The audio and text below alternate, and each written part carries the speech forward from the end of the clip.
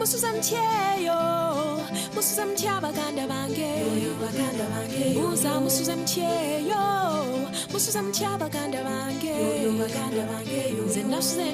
tropical African country is set at the equator, but has snow on top of its highest mountain, the Rwenzori.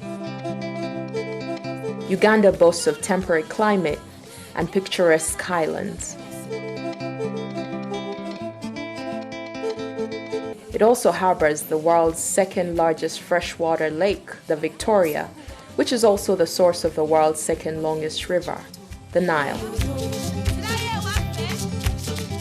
These attractions, as well as its ancient famous interlacustrine kingdoms, have been an exploration destination since legends like Ibn Battuta, John Huntington Speke, and Henry Morton Stanley started the flood. Britain's famous wartime Prime Minister, Sir Winston Churchill, once proclaimed it as the Pearl of Africa in his book, My African Journey. The gateway into the country is Entebbe town. When one is coming in from the skies to land at Entebbe Airport, one is given a teaser of what to expect of this beautiful country.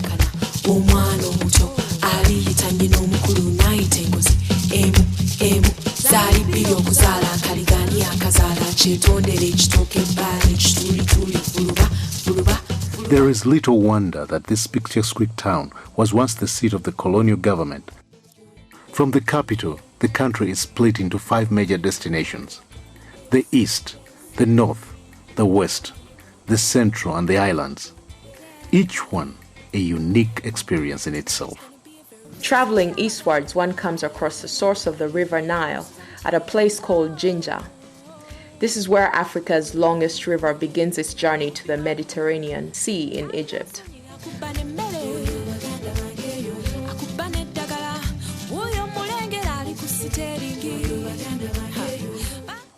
There are boat rides on the Nile, taking in the beautiful landscapes on the banks of the river. There are rapids further downstream, which are a major destination for whitewater rafters at Bujagali.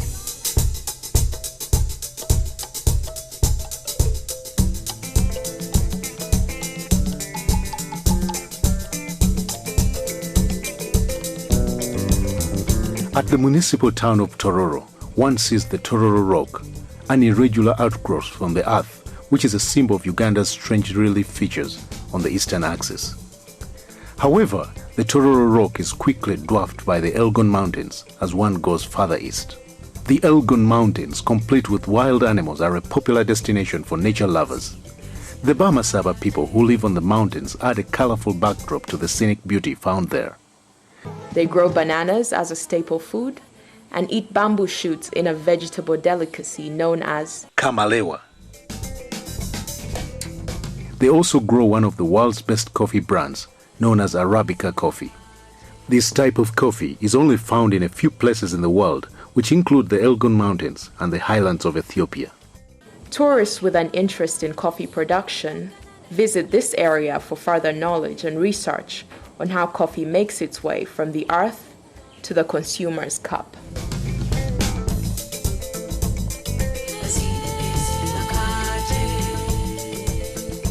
Further on along this eastern circuit, you will encounter evidence of the early history of mankind on the Nyeru Rock in Kumi.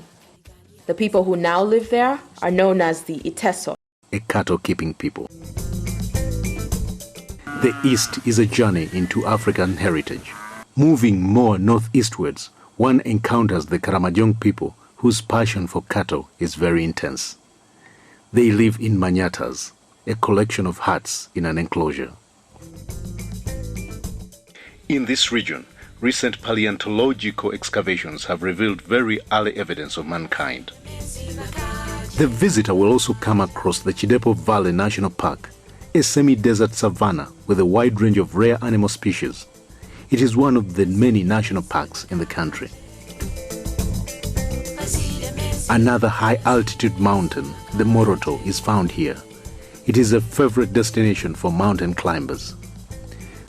The Karamojong excursion is a rare tourist journey where one is often alone to ponder and wonder at Mother Nature in her most native form.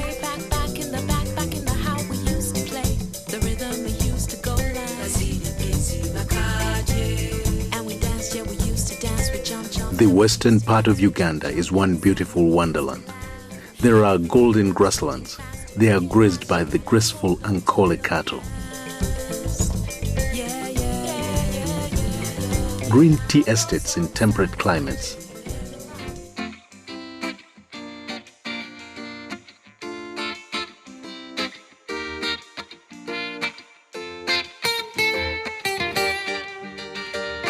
Undulating hills with terraced gardens. Thick tropical rainforests.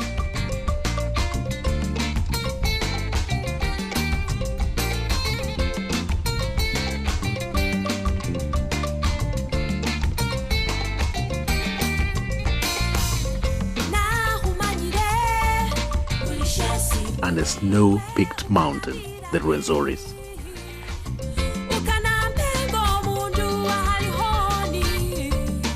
A journey to the west is an enchanting trip in flora and fauna. There are game parks, game reserves, and forest reserves in this region. 2.5 hours away from Kampala, one begins to see the wild animals. Lake Mburo National Park is home to the zebra, that beautiful horse-like animal, so tasty to the lion. There are also numerous antelopes and bucks.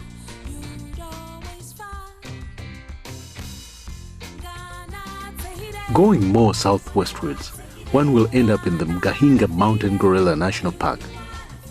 And here you will climb the Mgahinga mountain ranges, which will be a delightful physical exercise and a walk through varieties of beautiful plants growing in a very cool environment.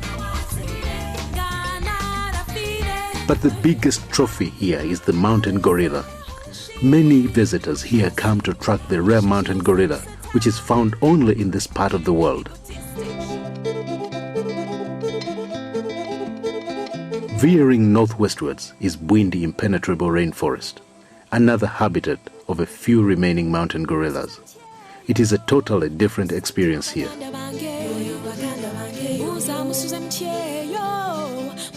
President of Uganda, Yoweri Museveni, led a visual expedition of the CNN into this area to showcase the world's few remaining mountain gorillas, among other things.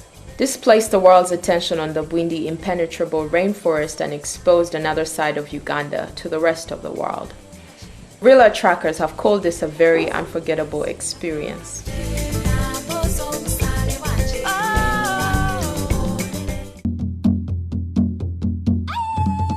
In southwestern Uganda, we come to Lake Bunyonyi, Uganda's deepest lake. A boat ride on the lake is an unforgettable experience. A picturesque and colorful sight of terraced Kigezi hills give the visitor a sense of living of a lifetime dream of encountering a perfect terrestrial beauty.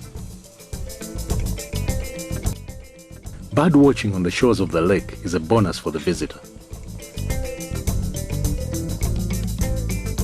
Going on more northern, one passes through villages choreographed with banana plantations and long-horned cattle. Within this backdrop are beautiful crater lakes, a result of early earth movements and volcanic activity.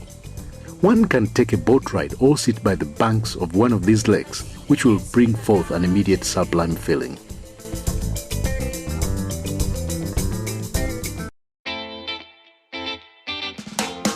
One other water mass here is the Lake Katwe, a salt excavation site that dates back thousands of years.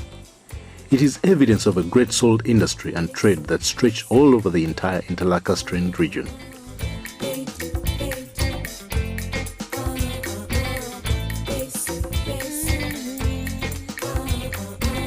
Further downfield, one comes across Lake George and Lake Edward, two azure large peaceful waters separated by the Kazinga Channel.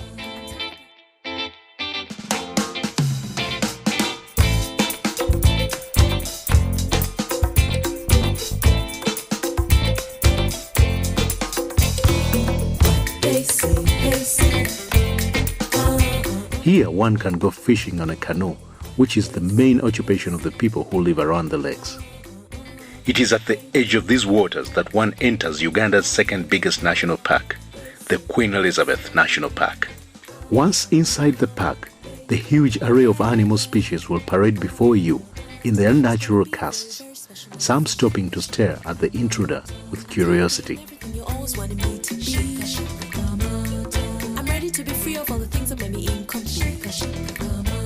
The Queen Elizabeth is a majestic expression of the meaning of the word safari, that Swahili word now adapted by the English language to mean travel.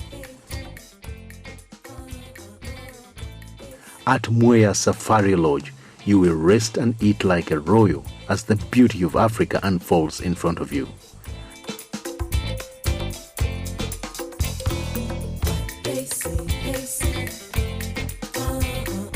Going on more westward, you'll cross the equator once again and face the Rwenzori Mountain ranges.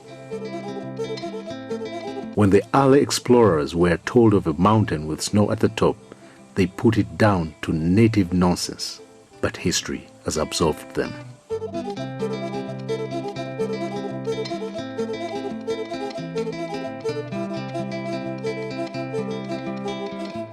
Thousands of mountain climbers have made their way to the Margarita Peak, where it is always snow, as in the polar regions of the world.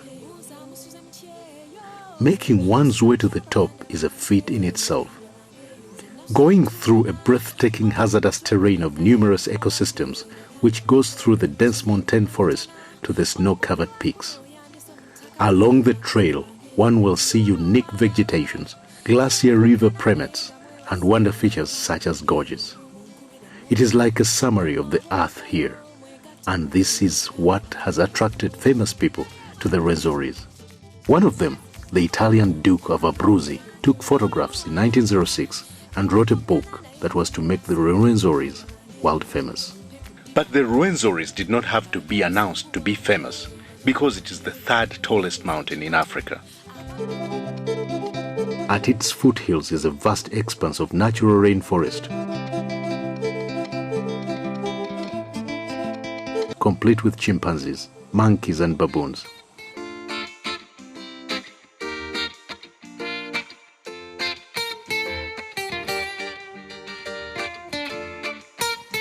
There are also many varieties of birds.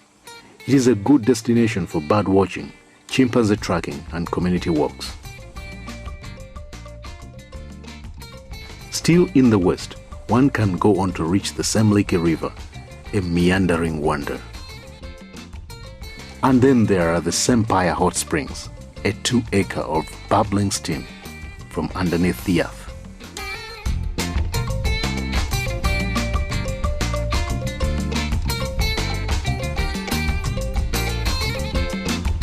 People come here from near and far to bathe in the healing steam of the hot springs.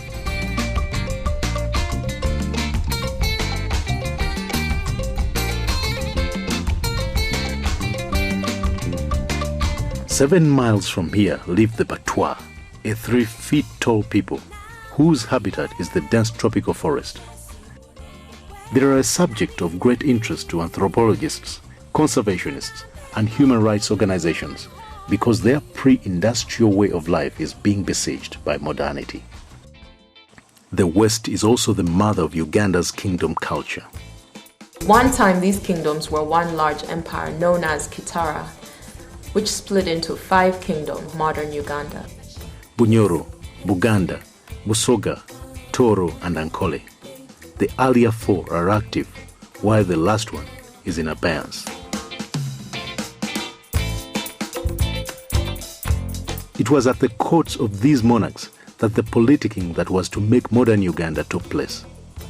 Here, people like Speke, Stanley, Lugard met the Kabaka of Buganda to persuade him to accept the overlordship of the British Empire, while Emini Pasha and Sir Samuel Baker tried unsuccessfully to wrest power from the Omukama of Nyoro. There are important monuments left in their wake to remind of the history of that time. 2 particularly dominant figures of the time, Mutesa and Kabalega, are found in all history books written about Uganda in the 19th century. The former for inviting the white man into the country and the latter for fighting him. Their tombs are now important tourist attractions and destinations in Uganda. Kabalega is interred at Mparo, while Kasubi Tombs, where Mutesa was buried, is listed among the UNESCO's World Heritage Sites. Uganda's heritage does not only lie in architectural relics and regalia of former monarchs. It is to be found in nature as well. In the heart of Uganda's central region at Mubende Hill, one finds a tree of vintage presence that is linked to an influential priestess known as Nakaima, who is presumed to have lived around the 16th century. The tree itself dates back to earlier times. It is believed to be the oldest tree in Uganda. This tree still serves as a spiritual shrine to the famed priestess and is much visited by both local and foreign tourists.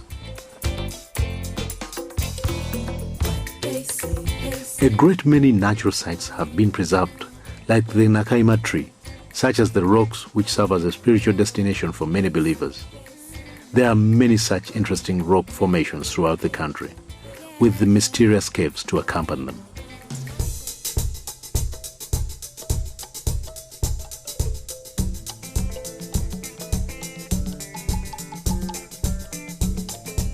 On the rocks and trees you add the waterfalls, a myriad of them in maritime Uganda. Take the Sese Falls, 45 minutes drive from Kampala.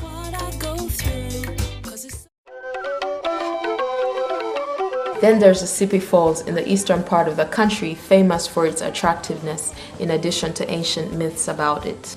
It is endowed with temperate weather that gives the traveler a good feeling while resting in the green gardens overlooking the falls.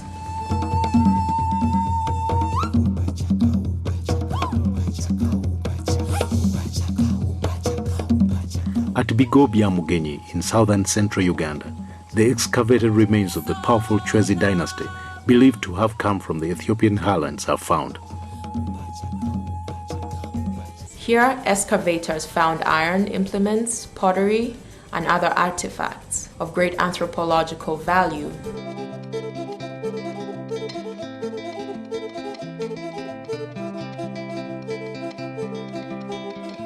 The recent history is also marked by the impact of Arabs and Europeans. These visitors, who first traded in slaves, guns, and trinkets, left more of an enduring mark on the land and the people of East Africa. They also brought with them different religions. The Arabs brought Islam as a new way of worship.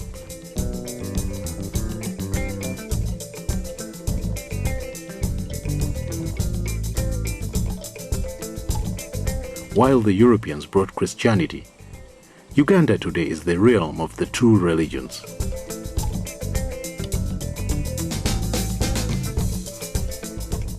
At Namugongo, there are Muslim, Protestant, and Catholic shrines to commemorate the famous Uganda martyrs.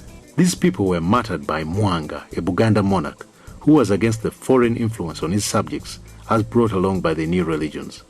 He ordered them to denounce their faith at the pain of death. They met their death with great spirit and enthusiasm and have since been beatified by the Roman Catholic Church and honored by Uganda, which has set aside a national day in their memory. Pilgrims from all over the world converge at Namugongo to hold Holy Mass in memory of these martyrs.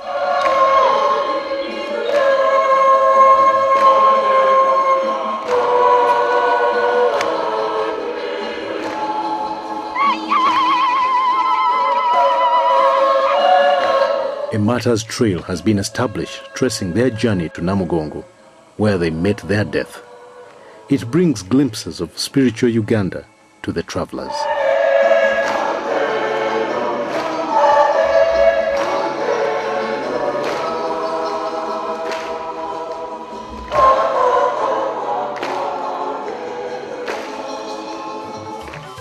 Traveling down the Nile, one encounters the Karuma Falls, where the river's momentum is much more furious as it hits the rocks that separate northern Uganda from the south.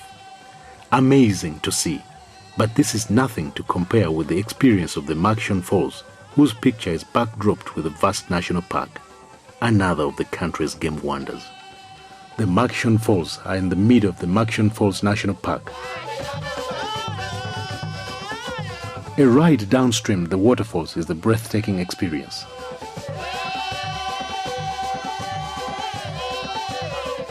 A real parade of the crocodiles, elephants, buffaloes along the banks of the river, welcoming the visitor to their habitat with a lot of curiosity.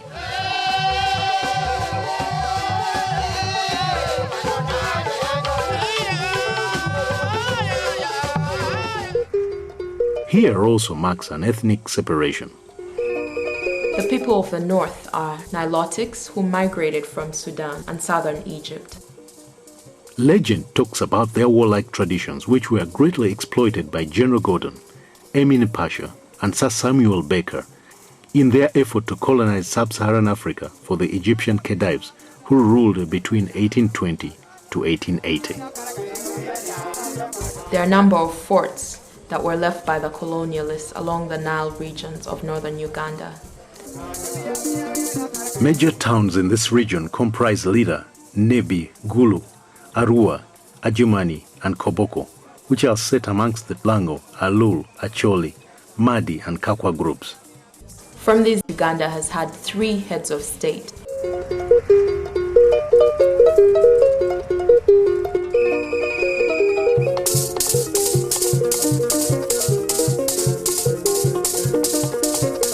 The north is a very religious area with Christianity dominating religions, here followed by Islam.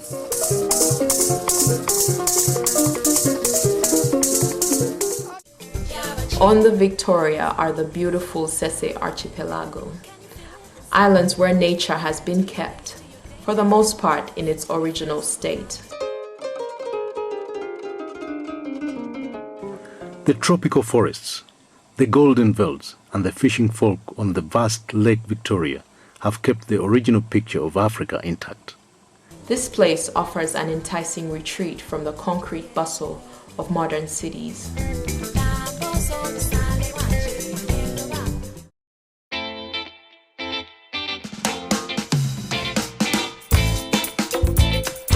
At Ngamba Island, one of the islands of the Sese Archipelago, a chimpanzee sanctuary was established. Here, a visitor can closely watch these friendly and playful primates in this exciting environment.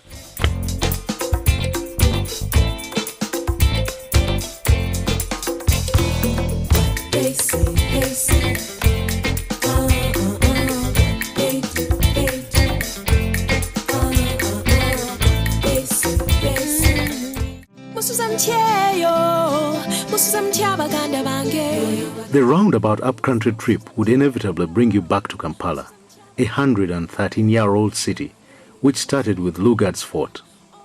It later on engulfed the other hills surrounding the fort. These were previously seats of government for the reigning Uganda monarchy. The 7 hills each have a landmark. Old Kampala, where the first British flag was raised to proclaim the British protectorate over Uganda, has a grand mosque. Kibuli Hill is where the first national mosque was built.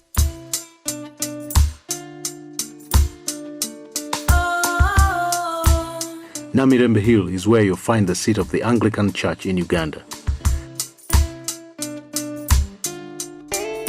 Rubaga Hill, which was the Kabaka's palace at the visit of Lugard, now holds a Roman Catholic cathedral.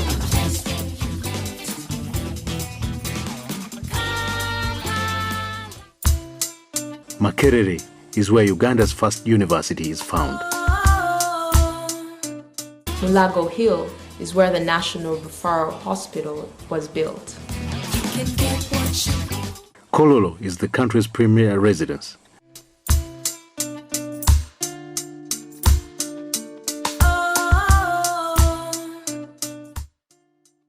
And while Nakasero is where the State House is and most of the government offices.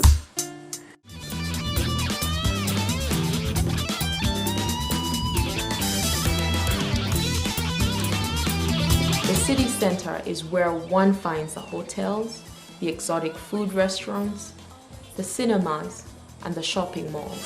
Always having fun, always hanging out. I know that you will love it. It's a city in the middle. The National Theatre, an important cultural point, is located right in the center of Kampala, next to the Parliament of Uganda.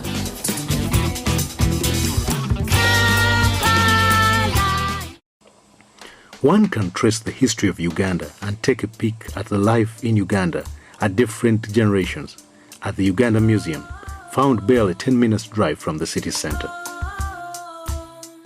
The outlying hills is where most Kampala people reside, with their own famed entertainments. And when it is night time, Kampala opens up.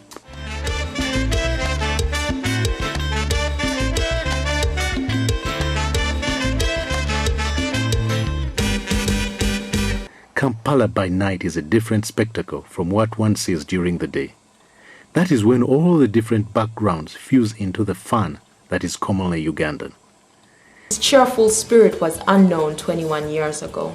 The country was then a melancholic place to be, and bad governance reigned throughout the land. There was no security of anything, and the economy had gone to the dogs. A protracted people's struggle, led by Yoweri Museveni, the incumbent president, restored sanity into the country. Today, every 5 years, a new government and legislature is voted into power by an electoral process. This stability has foreseen investor confidence and an awakening of Uganda's economy from a dark limbo. The combination of peace, stability, and good governance has brought about a steady, fast growth in all areas of the economy, and Uganda now ranks high as an investment and tourist destination. The Pearl of Africa has renewed its twinkle, drawing from all the wonderful gifts nature bestowed upon it.